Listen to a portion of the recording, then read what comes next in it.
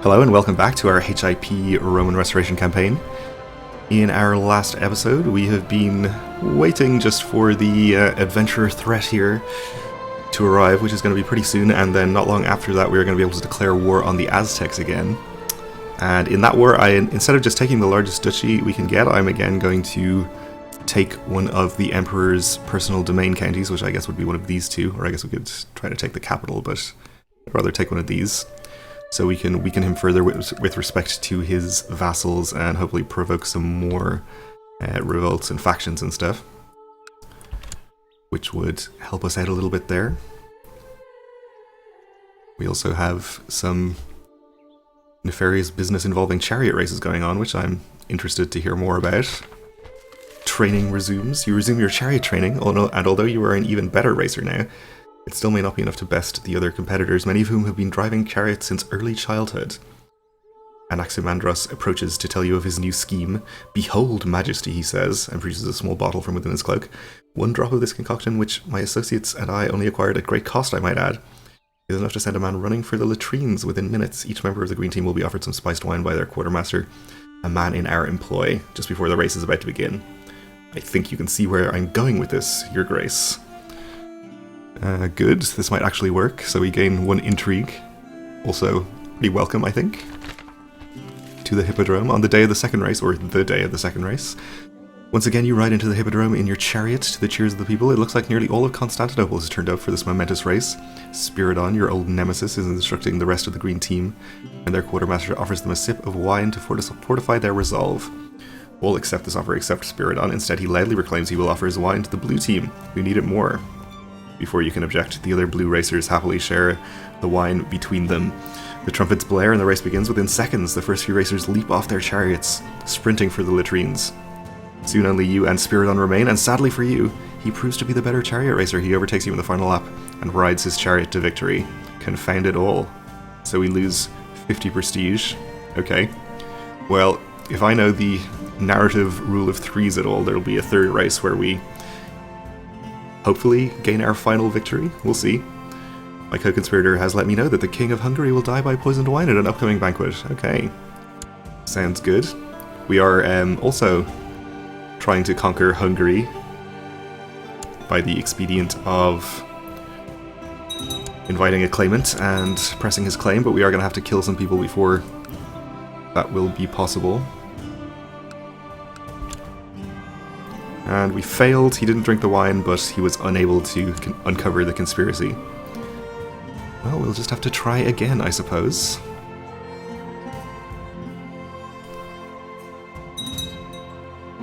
Yeah, the game is definitely starting to run noticeably slower at this point, so I'm going to try as much as possible to leave it unpaused.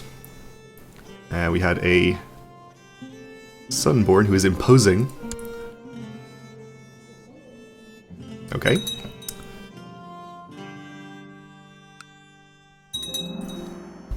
Ooh, something's going on here. Holy War for Basil on the Duke of Swabia. That actually I think is very useful. I think that is this county which we need for our Imperial Reconquest. So, excellent. That will save us a war against Swabia.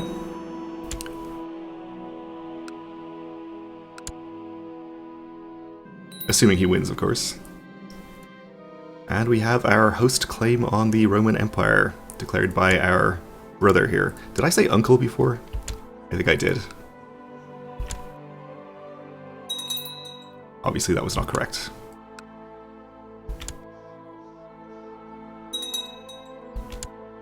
Well, we'll try to keep an eye on where he's about to turn up. Our truce with the Aztecs will expire in 49 days, so we'll wait until then before raising any troops to deal with the host invasion.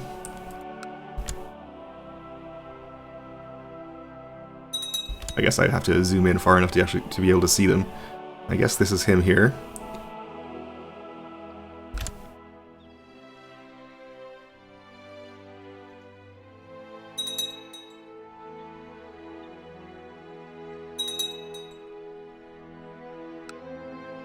A new despot of Navarra. And our truce is over, okay. So I suppose it doesn't matter too much which of these two counties we take. So let's take this one. Does he have a holding in here? I think we checked this before. He does not, but it shows up the lighter color on the map anyway. Possibly because of this independent holding or something. Anyway, I think we'll just take Orleans.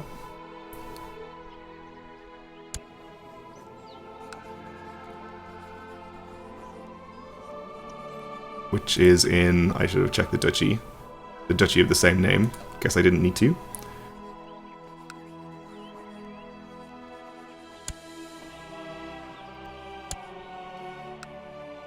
Okay, so I suspect the army of France will be more than enough to handle them.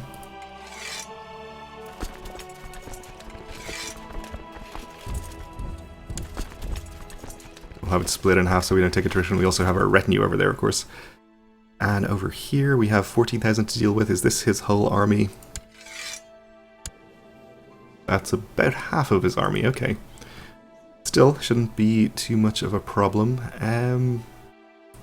Konya perhaps has enough troops for that? Well, maybe not quite. Can we raise you somewhere? Raise you somewhere a little bit more relevant up here. I guess here will do okay. We are going to need more though. Can we raise Morea somewhere here? Right there. Okay. There should be enough troops between the two armies here. Even assuming the rest of his army shows up, which I imagine it will at some point.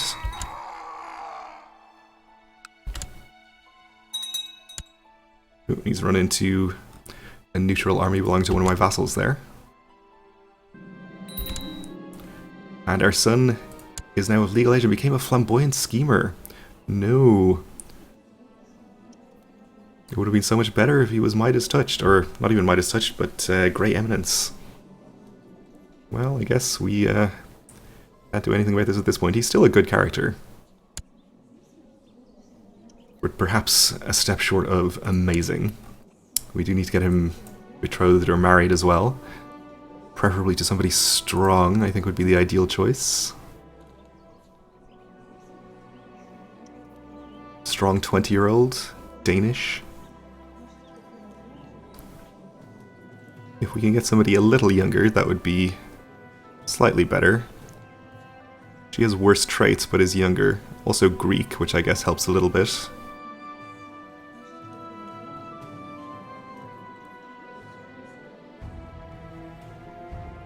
I guess we'll go for the slightly younger Greek character.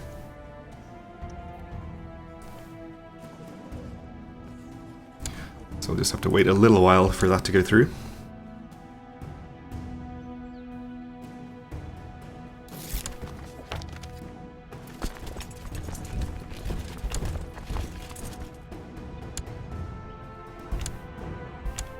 Okay, let's come across the strait here.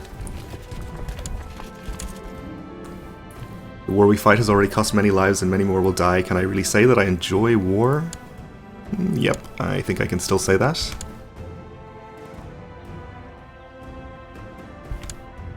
So I guess we'll wait for this battle to be over before we move in. Let's get our best characters in charge of this army. After this autosave.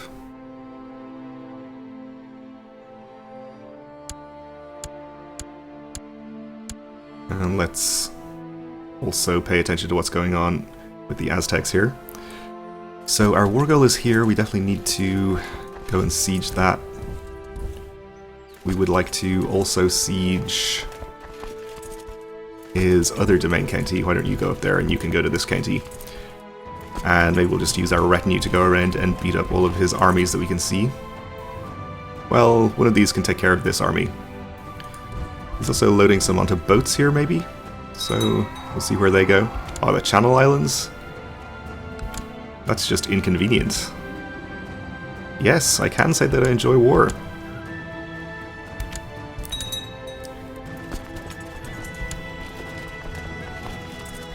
So I guess we can just let him siege those. I really want to destroy this army, though.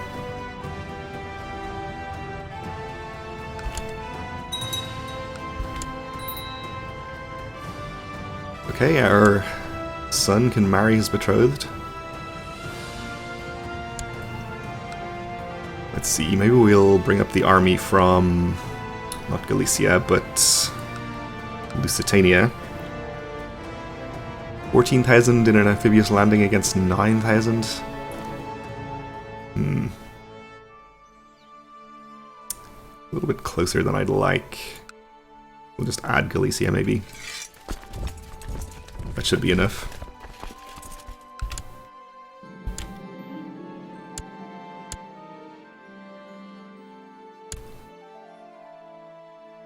Okay, so we actually don't need to worry too much about sieging this down, because we're just going to take it from him, but we do want to siege down his 2 other holdings. And we can actually assault this one.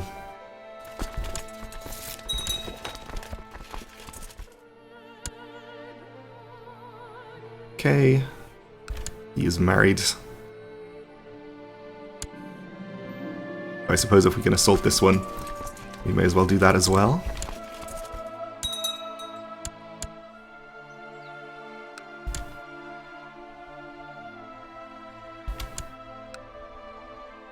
And here we can also assault, so that's fine. We have our troops together here. Did we actually manage to fight the army over here? I guess we didn't.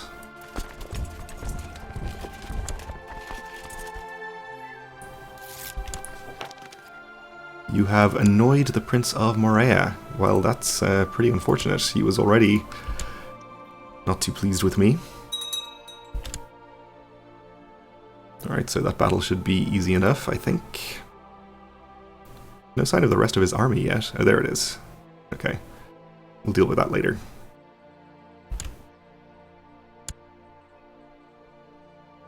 So here we can initiate an assault. Over here we can get you on the boats.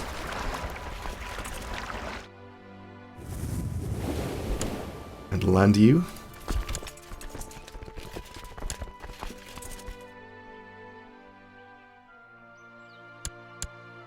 I think I just pulled him out of the other battle, maybe. Which might not be a good idea, but we should be okay. One sunny afternoon, you enjoy a quiet moment away from your advisors under the shade of a tree in the palatial gardens. A sound from above catches your attention, and as you look up, you spot Anaximandros. Who else? The chariot gnome, hiding on a branch. On a branch? Come on now. Your Grace, he whispers with a smile, before I suffer your wrath, I ask that you hear me out. He scurries down from the tree and gives you his new offer. Fate may have conspired against us in the past, Majesty, but this time my plan is foolproof. He flashes a toothless grin, the closest he can manage to a winning smile. 3rd time's the charm, Your Majesty? What do you say? What did I tell you? Rule of 3s.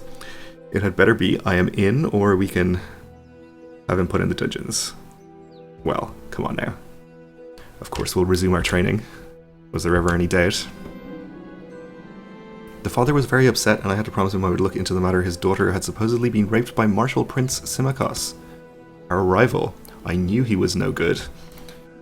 The father demanded his head on a plate, so does this give us cause to arrest him? That would be great. You can fine him for his crime. We lose 20 gold, that doesn't seem particularly good. We can imprison him, we don't even have to actually manually do it. Unfortunately, we annoy quite a few people by doing this. But at the same time, we get rid of our most dangerous and grumpy vassal. So... And we could also gain the trait Just, which would be extremely good. I think we're arbitrary, so Just would be an improvement from that. Or we can decline to believe the daughter, which definitely doesn't seem good. We'll do this. I don't think any of these people that we're going to annoy are too important. So we can just let him languish in the dungeons, where he'll never bother us again. We can appoint you as our Grand Domestic. Apparently takes him away from his duties as a commander. And we'll have you train troops over here. And you can be a new commander. And we also need to give our son to somebody else to educate. Yeah, let's give you to Illyricum, I guess. Alright, so we won this battle here. We can follow the army and hopefully destroy it. Let's turn our attention to the Aztecs. We do have a decent-sized army here. I'm going to give up the siege progress to fight this instead of taking that holding. Gained a tithe, which is very welcome, of course. Now, this battle here could be a little bit close. Looks like we're going to win, though. Wait, am I looking at the wrong battle here? Oh no, this is the right one, okay.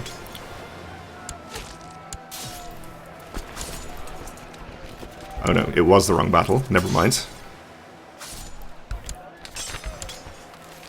The chariot. Anaximandros brings you to a small workshop in one of the seedier districts of Constantinople. Here he explains they will weaponize your chariot. While you watch, the craftsman install a pair of extendable metal blades into its chassis, intended to shred the wheels of any chariot adjacent to yours. You train extensively with the new chariot until you have mastered its new weapons. As you're about to leave for the Hippodrome on the eve of the race, Anaximandros hands you a flanged mace. For good measure, he explains. Let's hope it does not come to that, so we gain another 1 martial. That's 2 martial out of this event chain so far. We'll see how this turns out. The day of the 3rd race. This is it, the final race of the season. The Hippodrome is filled to capacity, and a deafening roar greets you as you ride your chariot into the arena. You line up next to Spiridon, your old foe from the Greens and the crowd's favourite. Your Majesty, he says, and spits on the ground. This guy is going in the dungeon if I ever find him. The trumpets blow and the race begins, but it seems like you weren't the only one to have brought arms. Everything turns into a huge melee as all the drivers hack and slash at each other, using both handheld and chariot-mounted weaponry. Anaximandros has played both sides against each other. There can be no other explanation. That crafty little gnome. The situation escalates further when the agitated crowds enter the fray. You spot Anaximandros climbing into Spiridon's chariot, and the two of them escape the Hippodrome through the unguarded exit. Give chase or stay behind? I think we have to put a chase scene into this ridiculous action movie. The chase is on.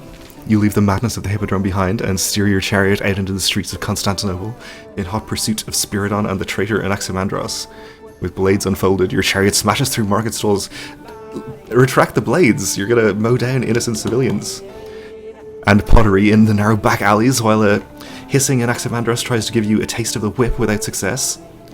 You rush past the Hagia Sophia and onto the Augustaion Square as terrified priests scramble to get out of the way. With a sharp turn, you continue forward onto the Mise, the main thoroughfare, and speed past ox carts and the Forum of Constantine before Spiridon abruptly turns north towards the Golden Horn.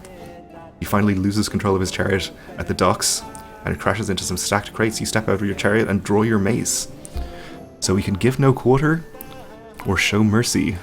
Let's roleplay this one, maybe. We are Roth, so we're probably not going to be showing any mercy here. Give no quarter. Spiridon has been impaled on a nearby fence, and his dead eyes glare at you accusingly, so I guess we don't get to put him in the dungeon. Anaximandros, however, lies wheezing on the docks with a broken leg. He curses your name as you approach him with your mace. Why do all this, you ask him? What could you possibly gain? The little man grins wryly at you. Eons ago, there were 4 chariot racing teams. The Blues, the Greens, the Whites, and the Reds. Then the 2 most powerful teams all but absorbed the 2 weakest. Who speaks of the Whites today, or the Reds? Where is their glory? The domination of the Blues and Greens had to end, Majesty, at any cost. If my nephew Spiridon and I could get them to wipe out each other, you've heard enough. With a single blow, your mace forever silences Anaximandros. 1 less headache for me, and 1 more for Anaximandros, I guess. So we gain 100 prestige and lose 50 piety. Okay. I wonder, is that the end of the chain? My co-conspirator wants coin to hire some bowmen to ambush the King of Hungary. Yeah, well... Oh, 515, that's pretty steep. But hey, if we gain the whole Kingdom of Hungary out of it, it's a small price to pay, I suppose. My brother will not be getting a fief of his own. We won the battle down here. And how about the Channel Islands? This one still could be a little dicey, but it looks like it's going our way. And presumably they'll have nowhere to retreat to and will just be destroyed. Okay, so we're up to 59%. We have sieged all of the relevant stuff, so we're just waiting for 100. And we can end that whenever we want to. The other war versus our brother. I guess we haven't caught this army yet, we can try to. And the other army is over here, so maybe we can raise troops to deal with that. We'll probably not get enough war score from that battle, if I have to guess. I guess this is Konya as well. Let's see, 4,000 here. Another 1,000. Alright, we'll get these guys together. But we are out of time for this episode, so we'll have to leave it here and continue with these wars in the next one. So thanks for watching, and join me again then.